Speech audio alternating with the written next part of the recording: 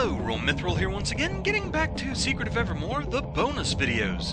It's time for some weapon demos. I debated on whether or not I was going to bother with a weapons video because, admittedly, the weapon system in Secret of Evermore isn't quite so detailed or robust as the one from Secret of Mana.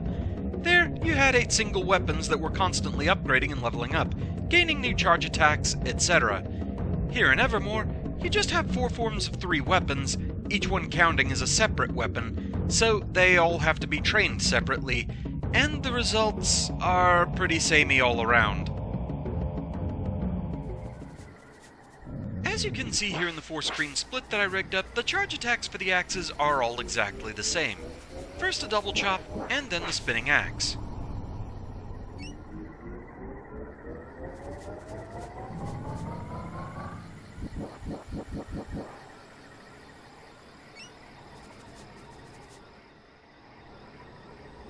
This is also true of the spears, first throwing the spear forward, then throwing it faster and farther.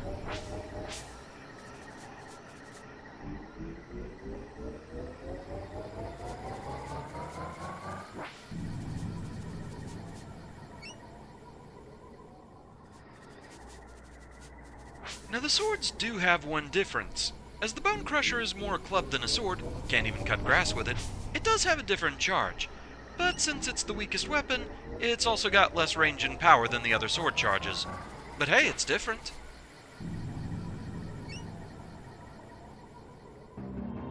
But no, we're not here because of the melee weapons. We covered those fairly solidly during the LP itself. However, there's one weapon I didn't really touch, at all during the project. We're mostly here to discuss the bazooka. I don't really have much of an excuse for not having used it in the LP, aside from A, I kinda forgot about it, B, I do tend to prefer melee combat, and C, janky as it is, I like the alchemy system. But this also gave me a chance to do some research on this thing, and the bazooka has some weirdness to it. Probably to no one's surprise. So the bazooka. It's very unique amongst your weaponry, and not just because it's a ranged option. There's a lot more to it. Very odd things as well. So you can start to see the difference as soon as we equip it. Notice that all of the Omnitopia weapons, they have 50 attack power on them. Once you pick the bazooka, you're asked to pick your ammo for it. And the Thunderball has 200 damage power. So, 4 times what we have with even the strongest physical weapons. And then you have the Particle Bomb with 350 attack power, and the Cryoblast with a massive 800 attack power. So, what's the catch? Well, the catch is, the bazooka does not scale using the boy's strength stat. It has its own flat damage that it uses. So, if you level up like crazy, there is a point where your melee weapons will outdamage the bazooka. So there is that. We are still going to show this off, though. I am kind of curious how high you'd have to level up for that to be the case. Obviously, I'm not there myself. However, there is a point where it can happen. So the bazooka launches a projectile straight forward. It goes as far as it can across the screen. To fire, your energy meter has to be up to 100%, and you'll notice that when you fire, you experience some kickback. The stronger the projectile, the more damage it does, but also the more kickback it has. For example, the Particle Bomb is middle of the road. More damage, more kickback. And then you have Cryoblast. That one does the most damage, and has the most kickback. As you can see, you can still miss with it too. But yeah, 741, so the damage this thing does, it is respectable. 815, even better. Notable things about the bazooka. It does not level up. So there's no making it stronger, it just depends on what ammo you're using, pure and simple. If you try and attack when the energy gauge is not full, you just do a weak strike with the bazooka, and I'm talking very weak. You just kind of use it as a club, more or less.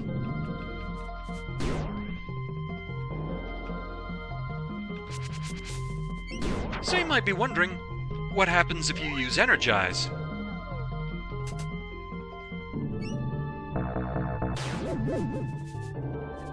It freezes your meter at 0 and you can't fire at all. Not only that, but since your energy meter is completely empty, you basically do nothing with this thing. You have to wait for it to wear off before you can do anything again, so yeah, energize with the bazooka? It's a bad idea. Notably, since the bazooka cannot level up, it also does not have any charge attacks. Basically, you're just firing your shells. What you see is what you get. Naturally, you also have limited ammunition. For the most part. Yeah, this is one of those oddities I was talking about. And to show this off, well, I'm going to do a little off-camera target practice. Be right back. So yeah, by target practice what I meant was I'm going to use up most of my shells. At least, that was the plan. I had 30 cryoblast shells.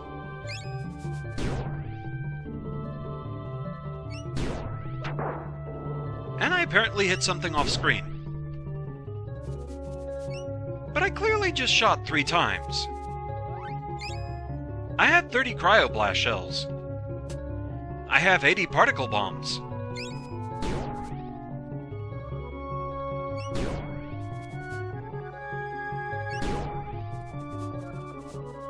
Clearly I just shot 3 times. I have 80 particle bombs. Thunderball, on the other hand, actually does consume ammo.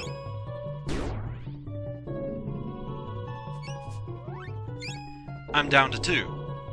So, yeah, there was a bit of a coding hiccup. As long as you have 1 particle bomb or 1 cryoblast, you basically have infinite ammo for this thing. Thunderballs, on the other hand, not so much.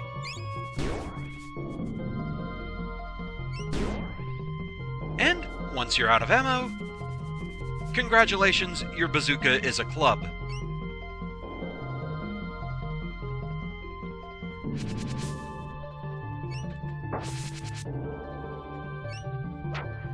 However, with the energy meter full, it actually does do some damage, just not as much as you'd be getting otherwise. One thing I'm not sure of is, if you're using the bazooka as a club, if at that point it takes the boy's strength into consideration. I mean, that would kinda make sense, but you're still not getting charge attacks with it or anything like that. But you can always go back to your infinite ammo.